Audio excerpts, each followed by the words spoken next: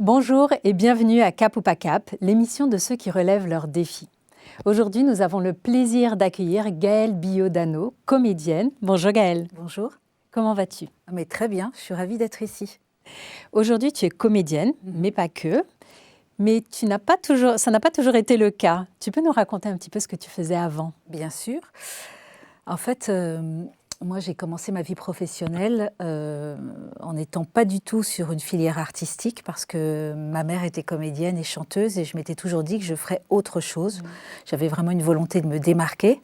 Donc, j'ai choisi d'aller vers une filière beaucoup plus sérieuse et de faire une prépa HEC, une école de commerce, et ensuite de suivre une carrière dans le marketing et la communication. Alors j'ai plutôt commencé même presque dans la vente, puisque je travaillais dans le groupe Figaro en vendant de l'espace publicitaire. Oui. Et puis après, j'ai gravi les échelons, comme on dit. J'ai fini par m'occuper de la course en solitaire du Figaro. Et puis après, j'ai changé de maison. J'ai ouvert en France la filiale d'une agence qui était basée à Londres, qui était une agence de communication et de marketing pour le cinéma qui s'appelait Foresight. Et voilà. Et ensuite, j'ai fait un parcours de quelques années avec cette agence. Qu'est-ce qui t'a plu tout au long de cette première partie de carrière? En fait, je pense que j'ai la chance d'avoir toujours été guidée par le plaisir. D'abord, l'aspect communication dans tous ces métiers, puisqu'il y avait beaucoup de communication, d'échanges, que ce soit avec les clients, avec les agences. Il fallait aussi être sur le terrain. Il y avait un aspect relationnel qui était très important et ça, c'est vraiment quelque chose qui m'a toujours plu. J'aimais les challenges aussi, parce que en fait, quand on fait de la vente d'espace publicitaire, il y a toujours un petit côté challenge. Et puis quand on monte une nouvelle boîte aussi, quand on ouvre la filiale d'une agence qui est assez réputée à Londres, mais qu'on doit ouvrir et faire prospérer la filiale en France, c'est aussi un challenge. Donc les défis, ça m'a toujours plu, mais il y avait avant tout le plaisir. Et donc ce que tu nous disais, c'est que tu as voulu mettre de côté, en tout cas, pas te tourner vers une carrière artistique comme l'était ta maman, Jacqueline Dano. Oui. Mais qu'est-ce qui a fait qu'à un moment donné, du coup, tu t'es tournée vers cette carrière-là? Quel a été le déclencheur? Alors, ce qui est assez amusant, c'est que ce n'était pas un choix. En tout cas, au début, ça n'a pas été une démarche personnelle. Puisque donc, comme je te l'ai dit, moi, je ne voulais pas du tout faire ça. Mais je pense que la vie, elle est assez drôle et assez joueuse. Et elle s'arrange toujours pour te mettre sur la bonne voie. Et si tu écoutes les signes, et en fait, si tu sais prendre au vol ce qu'elle te donne. Et j'ai une amie qui était aussi dans la communication, qui est toujours une amie aujourd'hui, et qui me dit, je veux prendre des cours de théâtre, mais vraiment en amateur, viens avec moi, tu bosses dans la com, ça va te faire du bien. Et puis j'ai résisté pendant des mois en lui disant, non, mais moi, je ne veux absolument pas faire ça. Et puis, au bout d'un moment, j'ai cédé. Et on a commencé à faire ce cours, qui était un cours amateur, qui était salle Pleyel, à Paris. Oui. Et elle a arrêté au bout de 15 jours parce que ça lui provoquait des crises d'urticaire. Et moi, ça a ouvert quelque chose que je pense je m'étais un peu interdit quelque part. Voilà. Et ça a été le début de cette nouvelle vie. Qu'est-ce qui a fait que tu t'es permis cela?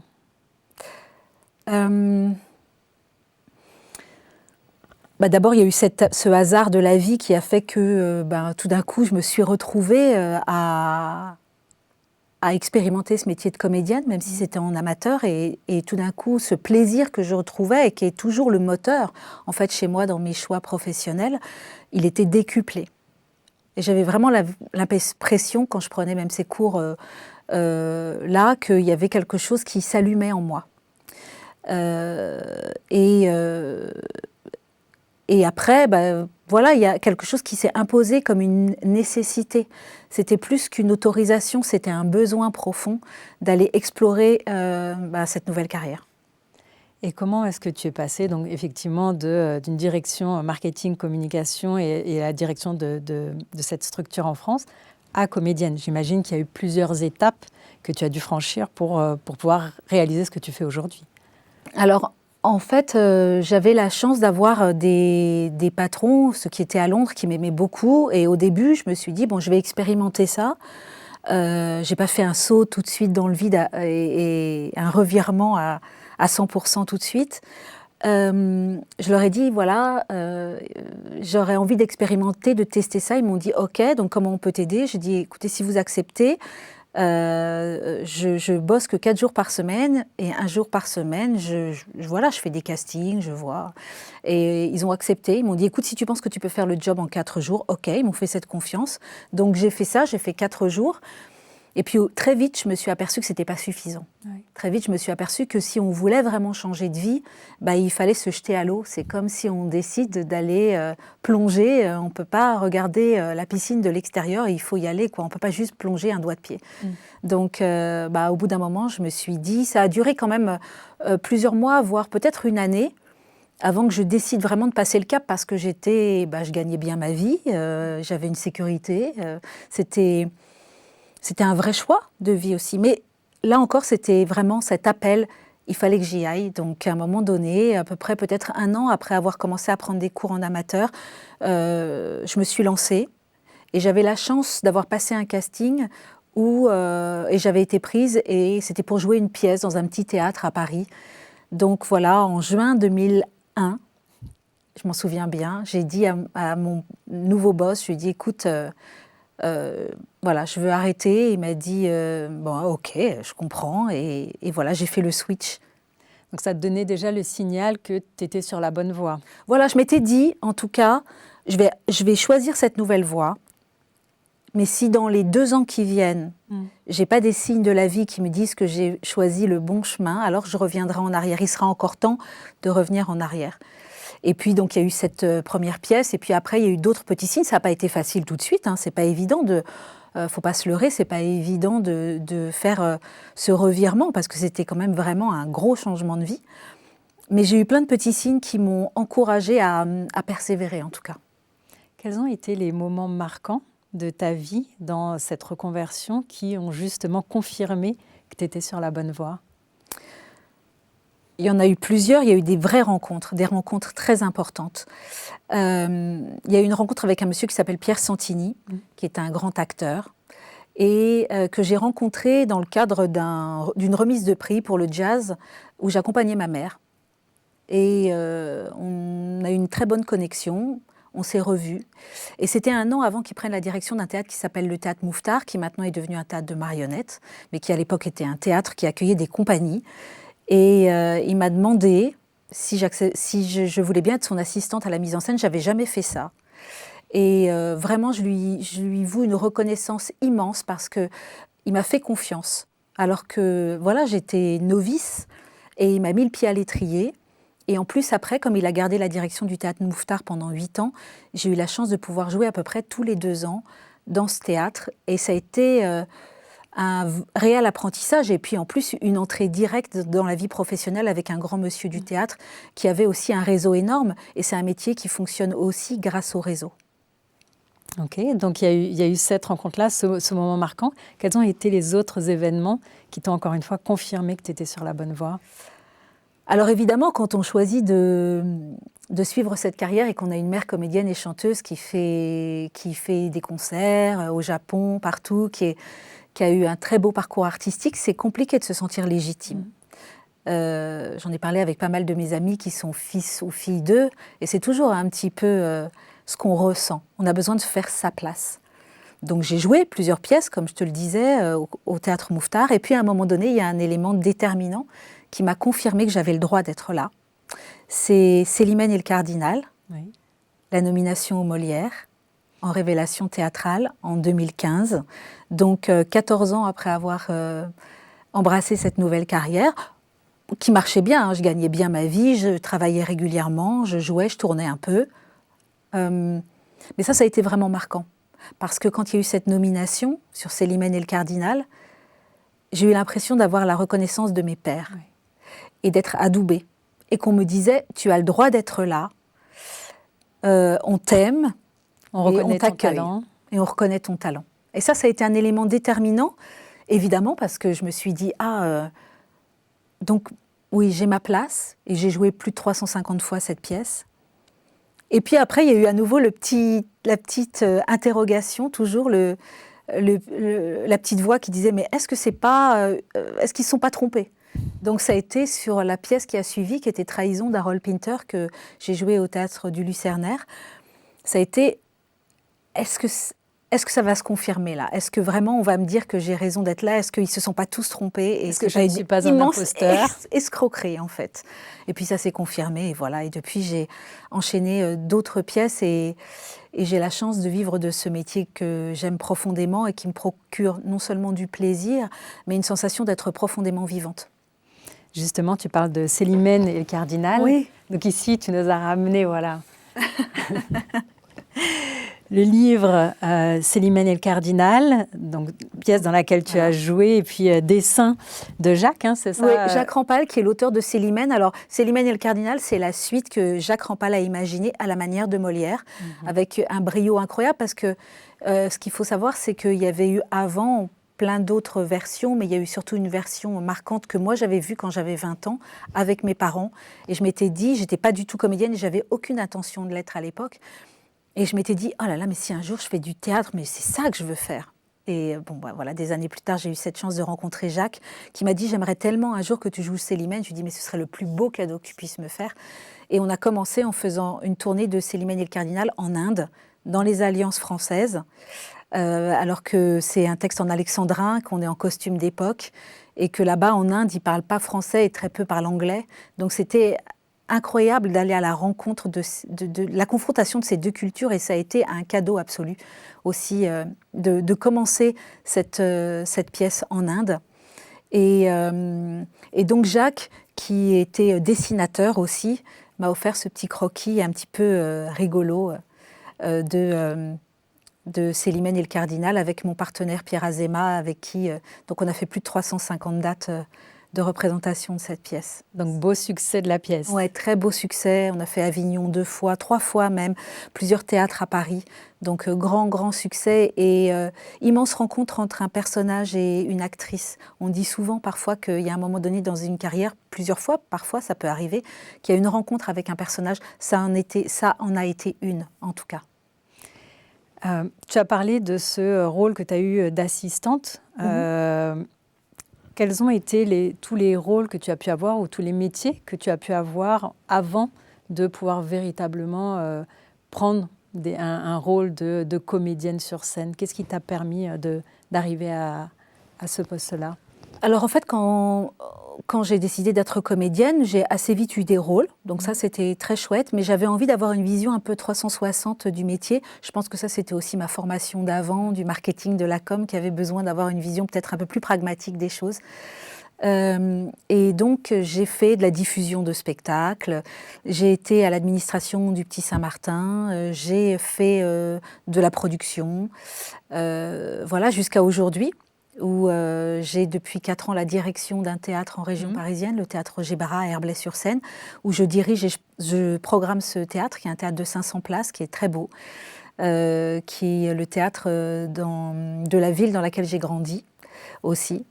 Donc j'aime bien l'idée que en tant qu'artiste, on peut aussi avoir une vision globale des choses. Et d'ailleurs, même c'est intéressant. En tout cas, je pense que moi, ça m'a aidée.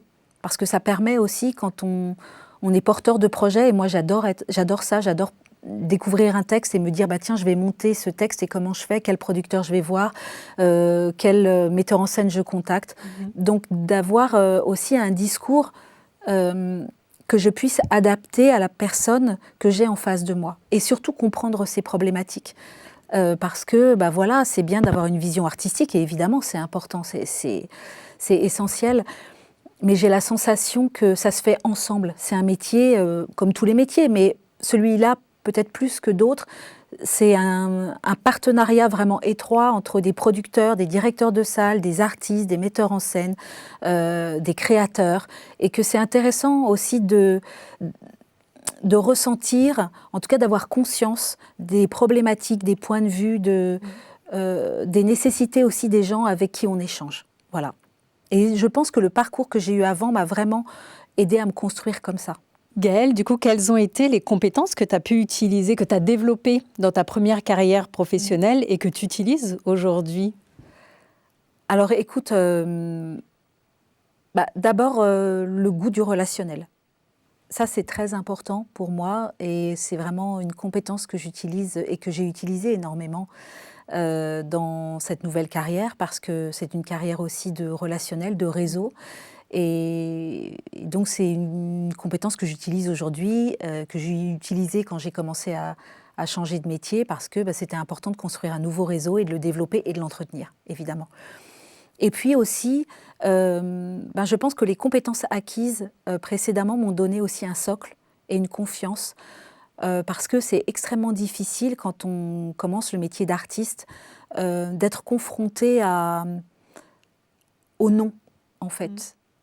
Lors d'un casting. Exactement, quand on passe un casting, qu'on fait des essais et qu'on n'est pas pris, on ne comprend pas toujours pourquoi. Ça demande d'avoir aussi un certain ancrage et une forme de confiance en soi. Et le fait d'avoir fait un autre parcours avant m'a aidé à avoir cette construction. Je pense que si j'étais arrivée plus jeune et peut-être plus fragile dans ce métier, ça n'aurait pas été la même chose pour moi. Et puis aussi le fait que quand je découvre un texte, c'est que je m'en empare et que j'ai envie de monter un projet autour et de fédérer une équipe, d'aller défendre le projet auprès de producteurs. Je crois que d'avoir cette capacité d'être un peu une businesswoman, comme on dit, évidemment, ça permet là aussi d'avoir le discours adapté, d'être peut-être plus convaincant, de ne pas simplement se positionner en tant qu'artiste, mais de pouvoir aussi, comme je le disais, se mettre à la place de la personne que j'ai en face de moi. Donc cette capacité d'adaptabilité aussi. Et de me positionner comme une meneuse de projet aussi parfois, et pas seulement comme une artiste, avec l'artistique, mais avec tout le reste aussi à côté. Et quel conseil tu donnerais à des personnes qui ont envie de faire ce type de reconversion, d'embrasser une carrière artistique et qui n'ont pas forcément du coup tous les codes et qui ont cette appréhension aussi de cet inconnu? Alors moi, je vais vous partager une petite phrase que ma mère me disait tout le temps quand j'étais petite, parce que quand j'étais petite, la question se posait peut-être plus. Elle m'a fait chanter, j'ai fait un disque avec Alain Souchon, elle m'a fait faire des enregistrements alors que je détestais ça. Elle me disait « mais je t'achète une robe si tu viens enregistrer ». Et quand on parlait plus tard de ce métier, elle me disait une phrase, elle me disait « ne fais ce métier que si c'est vital ». Et je pense que c'est un bon conseil. Il faut avoir quelque chose de chevillé au corps, il faut que ce soit un appel profond. Il ne faut pas faire ce métier pour les paillettes, il ne faut pas faire ce métier pour la célébrité. En tout cas, je dis il faut, c'est ma perception. J'ai la sensation que c'est quelque chose qui est plus profond que ça. C'est quelque chose qui est relié à notre âme, si je peux dire ça. C'est une envie profonde parce que décider de faire ce métier, surtout plus tardivement, ça demande une détermination.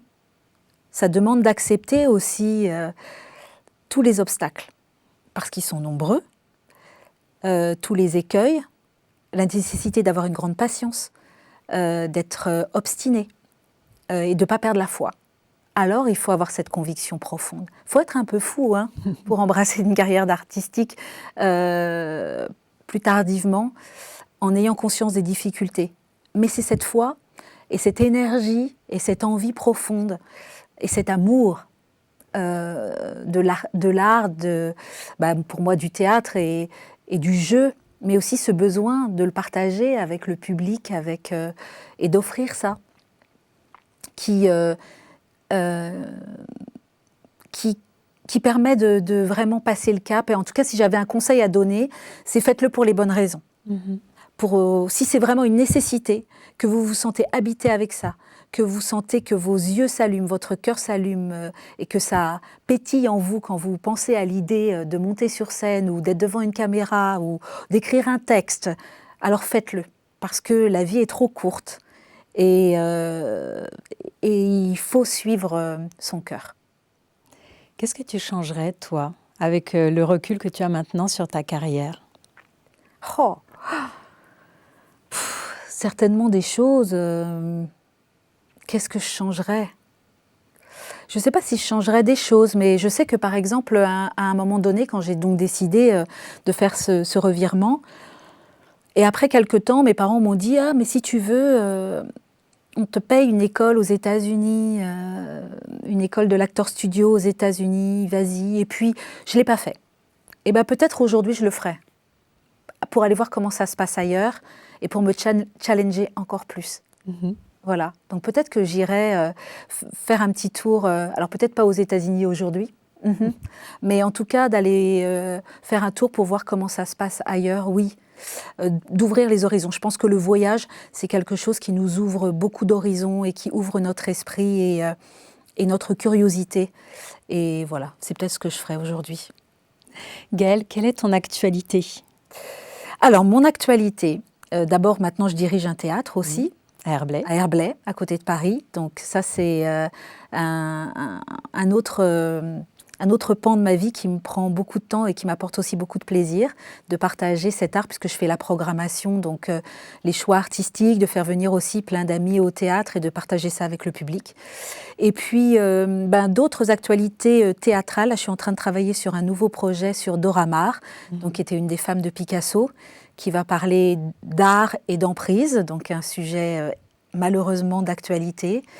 Et puis après, un autre projet à un peu plus long terme sur une lanceuse d'alerte, voilà, toujours au théâtre. Et puis à côté, des projets de tournage. Belle actualité. Ouais, c'est pas mal. Merci beaucoup, Gaëlle. Merci beaucoup. Merci à toi. Merci pour ton sourire. Mais je t'en prie, merci au tien. Merci à vous qui nous avez suivis et on se donne rendez-vous dans un prochain épisode de Cap ou pas Cap avec un nouvel invité.